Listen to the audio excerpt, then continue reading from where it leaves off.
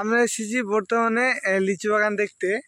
সেখানে দেখতে পাচ্ছেন যে লিচুর মালিক, সে মালিক দেখাচ্ছে আপনাদেরকে। দেখুন এত সুন্দর লিচু, দেখেন লিচু, খুব সুস্বাদু লিচু।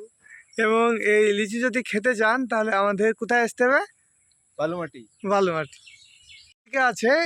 ইনি হচ্ছেন এই গাছের মালিক। তো যাই হোক, ইনার কাছে কিছু শুনে নেওয়া যাক। তো বলছি যে ওইদিকে যে লিচুটা আছে, আপনার লিচুটা, তো ওইখানে কোনো সমস্যা হয় না? কেউ ছিঁড়ে নেয় না বা ছাগলে বা গরু তো খেয়ে নেয় না?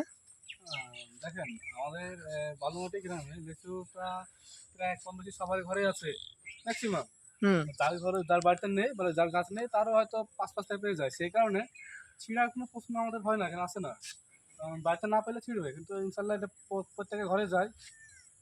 দ্বিতীয় বিষয়, আমাদের বালুমাটি লিচু খুবই সুস্বাদু এবং আমি সুস্বাদু। শুনেছি নাকি খুব সুস্বাদু হয়।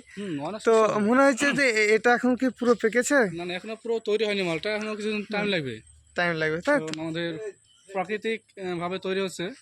হ্যাঁ, দেখুন লিচু বাগান, এত সুন্দর লিচু হয়েছে আমাদের এই যে বালুমাটি গ্রামের যে লিচু, সুস্বাদু লিচু।